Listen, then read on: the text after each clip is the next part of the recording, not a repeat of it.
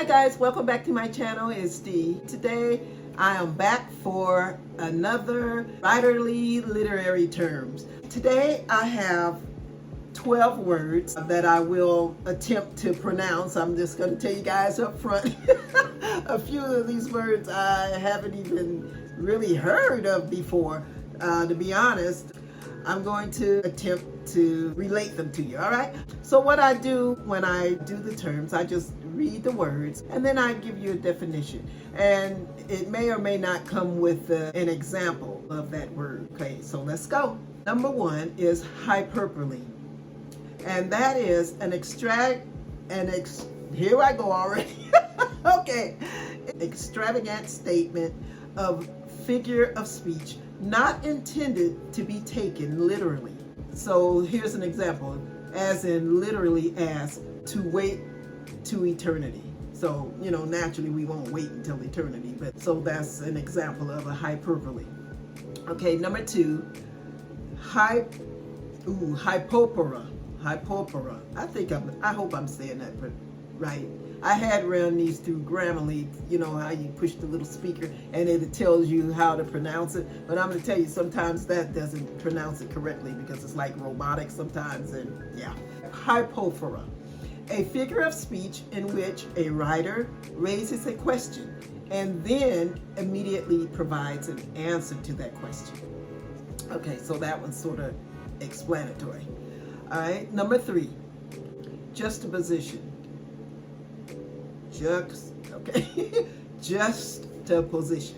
The act or instance of placing two or more things side by side to compare or contrast, or to create an interesting effect, to show the likeness or the shape and sizes or colors. Okay, so the definitions that I got, most of these definitions, you guys, came from the Merrian dictionary, and some of them were just random, you know, off of Google. Ladotes. I'm hopeless. Ladotes. Now this is a word I had never even really seen before. An ironic understatement in which an affirmation is expressed by the negative of its contrary. Okay, so here's an example. You won't be sorry, meaning you'll be glad. So hopefully you understand that one. Rewind it and listen to it again if you're not sure. Okay, number five. Oh God, malopropism. Malopropism. Yeah, malopropism. The mistaken use of a word in place of a similar sounding one, often with the unintentionally amusing effect. And here's an example. Dance a flamingo instead of flamenco. So, you know, dance a flamingo, you know, flamingo like a bird instead of flamenco. I made a little note here. It says it's from a play from 1775 called The Rivals. So, yeah, I didn't go in that far to check that out. Number six is motif. A distinctive feature or dominant idea in an artistic and literary composition.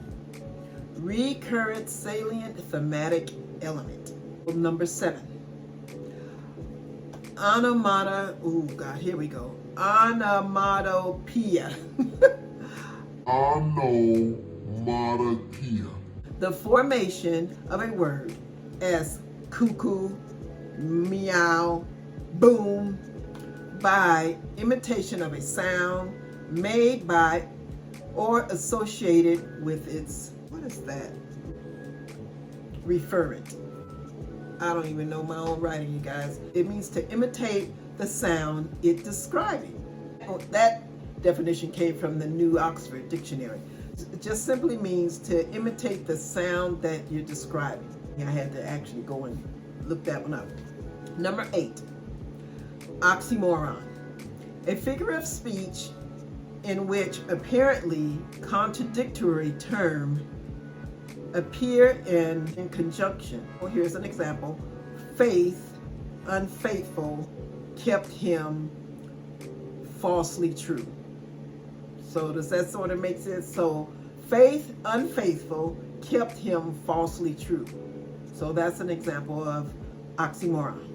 Okay, so number 9. Now I've heard of this word, but if I was asked to spell it, I probably would have spelled it incorrectly. But it is soliloquy.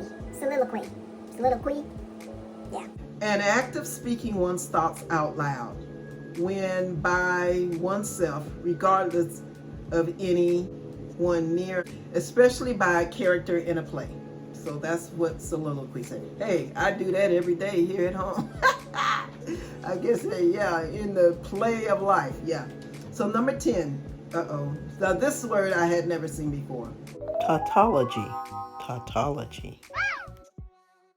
Okay, it's the saying of the same thing twice in different words, generally considered to be a fault or style. And here's an example. They arrived one after the other in succession.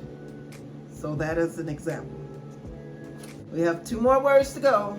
So number 11, now I surely hadn't seen this word before. Matter of fact, I had to play the little recording and see if I could pronounce it correctly. So let me give it a try. And this one, the definition I got from the Oxford Dictionary. So it means, it's a Greek word, and it means to cut. And I believe you pronounce it tumesis. Tumesis. It's the separation of parts of a compound word by an intervening word or words, heard mainly in informal speech. It's to give like a comic effect to it, okay? So this is an example of it. A whole nothing story, shove it back any old where in the pile, or fan-freaking-tastic. Just by that word, it helped me to understand that better. Last word, you guys. Number 12, zoomorphism. Having or representing animal forms, or gods or animal form. It's another Greek word meaning shape of or form. All right, guys. So, I'm gonna tell you, that was a little rough for you, girl. Even after I went over the words. But anyway, I'm doing this to help myself, and hopefully it will help some of you. If you haven't heard some of those words, I hope I was able to relay them to you in a clear fashion. But you know, as a writer, you just write, whether you're writing in your journal, whether you're writing short stories or just full-on books. I don't know if we actually sit down and say, okay, I'm going to use some tumesis. Okay, I'm going to write this scene and I'm going to use onomatopoeia. I don't know.